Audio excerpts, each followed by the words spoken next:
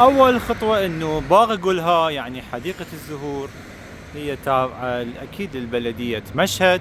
موقعها ما بين شارع امام رضا ليش كل شارع امام رضا؟ شارع معلم 71 و73. هذا الشخص اللي قاعد هنا ما ياخذ شيء مني لانه انا دفعت سابقا المبلغ.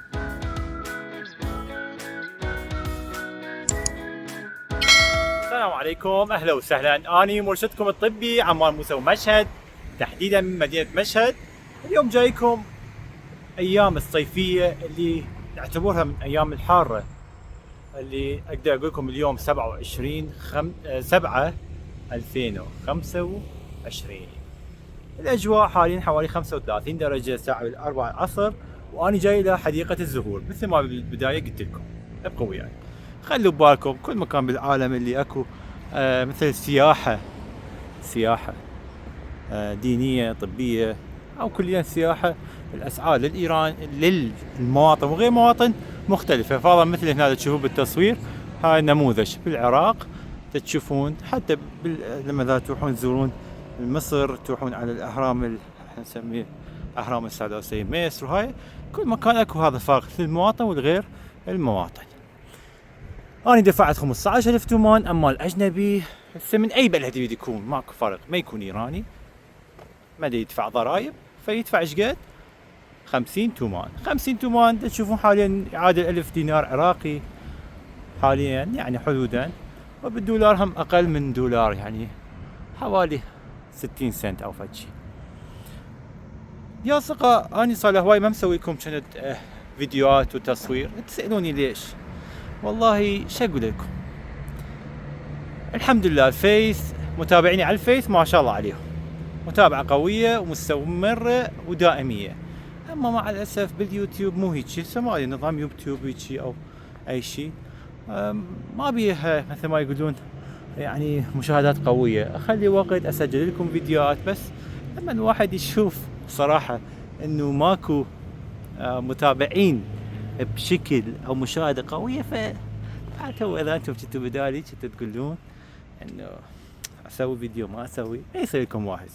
شوفوا هاي هذا الاقسام المختلفة اللي موجودة هنا بهاي الحديقة. اوكي، ما راح ادوخكم،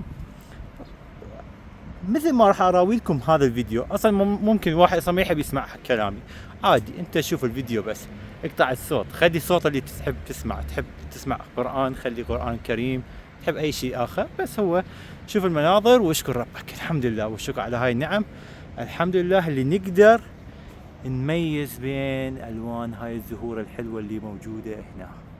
اوكي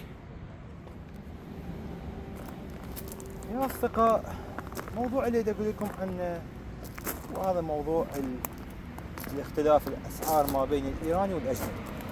شوفوا خلوا ببالكم كل مكان بالعالم اكو هذا الشيء. فهذا اني امارات شفت هذا الموضوع، المواطن، اما الاجنبي اجنبي خلاص. الاسعار، الاطباء، الكشفيه، كل شيء يختلف بالنسبه للاجنبي، فهذا الشيء طبيعي بعد موجود.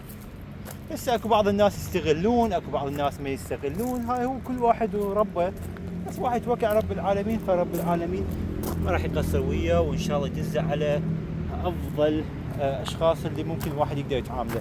يعني الانسان يعيش براته، يعني الشيء انت تكونك انت صانعه قبلها وين؟ بقلبك.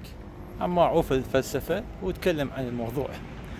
شوفوا يا اصدقاء، هاي الحديقه حوالي حسب الازدحام وحركه المرور، يعني نقدر نقول من الحضره على الاقل بالنص ساعه يكون مسافه. واذا تشوفون الطرق اللي واحد يقدر يوصل لها ويا الباص مكتوبة على الشاشة. أنا جيت على فد يوم اختارت، ليش يوم حار؟ أنا دائما اختار أوقات اللي أمطار بيها، غيوم بيها. صراحة صح، هذا الشيء اللي أنا أقول لكم عليه يسبب إنه جمال الفيديو يصير أزيد. أما الموقع اللي أنا مسجل الفيديو موقع الصراحة حار، وقت الحار الجو، بس الهواء لطيف، يجي هواء. شوفوا الساعة 4، أنا لو كنت أقدر يكون عندي وقت كنت أجي الساعة يعني حوالي 5:30 6، إذا في أوقات أجي على هاي الحديقة وأتونس. عادة في شهر الرابع والخامس هاي المكان يكون بيها مي، أما إحنا داخلين على أزمة ماء، فاكيد ما راح يجيبوا مي يخلون هنا ويصير اسراف، فيستخدمون وقت اللي هي بيها امطار لا اراديا. وشوفون هاي هنا نهر وجماله اكيد راح يكون افضل واكثر واحسن ان شاء الله. طبعا تشوفون بعض الاسعار هم تحت بالفيديو. هاي الاسعار هي خدمات الطبيه اللي عن طريقي انا. عملي شنو هو؟ انا مرشد طبي، عن طريقي وعن طريق فريقي اللي عندي تقدرون تحصلون النتيجه ان شاء الله. سبحان الله ما شاء الله، حلوه والله الصراحه حلوه. تشوفون بهاي التصوير الصغير اللي انا جالس اخليه انه شلون كان هذا المكان كله بمايات، وذاك الوقت كلش حلو للتصوير. هذا المكان هاي حديقة بس ايش كم مكان اكو القعدة وحدة هنا، هاي هناك تشوفون اكو مكان واحد يقعد، يعني بالنسبة هيك مساحة كبيرة قليل. خليني اقعد شوية هنا.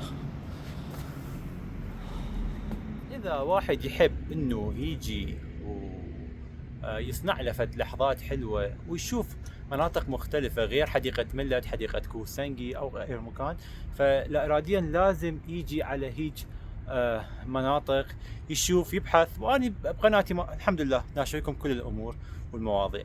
وحاليا بدي اقول لكم انه يا اصدقاء رجاء ادخلوا بالفيديوهات كل معلومه اللي تريدوها باليوتيوب، اذا تكتبون راح تقدرون تحصلون النتيجه والاشياء اللي انا ناشرها لكم لحد الان ان شاء الله. الفي هنا والهواء بشكل حلو اللي ما احب امشي، بس لازم اقوم امشي واسوي لكم التصوير. اوكي، اشخاص اللي لحد الان باقين وياي حتى يشوفون الفيديو شنو راح يحصلون؟ راح يحصلون تعليم اللغه الفارسيه بشكل مجانا. اكيد لحد الان عارفين انه من يعني اني، ميخام يعني اريد. هاي بعد اشخاص اللي متابعيني يعرفون هاي الكلمات اللي اني قايلهم بالاساسيات. من ميخام هو الانسان شنو دائما يريد، يعني انسان اي شيء تعطيه هم يريد. فمن ميخام كلش راح يفيدكم ان شاء الله. احنا اذا بنجي على هاي الحديقه شنو نحتاج نقول؟ من ميخام برام اريد اروح، اني اريد اروح من ميخام برام بارك. بارك بالانجليزي بارك، حديقه. من ميخام برام حديقه. ممكن الشخص يباوعك يقول شنو، بس لما تقول له من ميخام برام بارك يقول لك اوكي. لحد الان قلت له وفتيمة حديقه. هسه شنو راح يقول لك؟ كدوم بارك، عيني يا حديقه. هنا الموضوع صار فد مكالمه ما بيناتكم. هسه عمار تقولوا لي الشابك على التعليم والدراسه، ما يخالف انا مو خوش معلم، بس قد ما استطيع اعطيكم معلومات. تقول له تقدر تقول تقتصد تقول بارك قولها حديقه الزهور خلاص. تقدر تقول له ميخام برام بارك قولها، ميخام اريد، برام اروح، بارك حديقة زهور قولها. قل شوفوا خلي شلون اعلمكم. قل لما وردة وحدة تصير قل، اما لما تصير مجموعة تصير قولها. انتو مجموعة من الورود، انتو المتابعين، فانتو قولها. اوكي يا اصدقاء، فهمتوا لحد الان؟ اوكي. هسه اذا شخص يعرف يدري الموضوع شنو راح ياخذك على العنوان. اما اذا ما يعرف المكان شلون تقدر تقول له انا ادري على هذا المكان؟ عندك كم خيار بالفيديو. تدخل لك بالبداية الفيديو العنوان، تقول له انه انجا ميخام برام. طبعا انا دا اسجل لكم فيديو كل ساعة اتصالات تجي لي، ف انسى السيناريو اللي اني محضره حتى اتكلم وياكم عنه. بس شوفوا ايش قد حلو، يعني مكانه صراحه كلش حلو. ف هسه انتم قلتوا له اريد اروح على هذا المكان صحيح؟ شنو تقولوا له؟ تقولوا له انه ايش قد يصير؟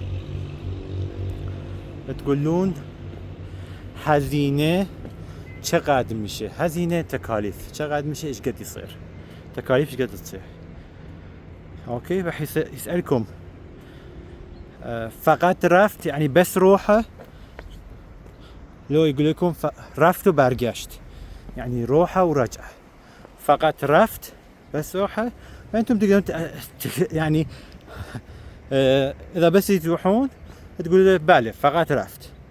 اما لما تروحون وترجعون تقولون رافت وبرگشت، وبعد يقول لكم السعر وتتوكلون على رب العالمين. فهاي هي جولتنا هنا يا اصدقاء. بعد نصيحتي للمتابعين انه يتابعون فيديوهاتي اللي لحد الان ناشرها يعني صراحه على اليوتيوب جدا كامله.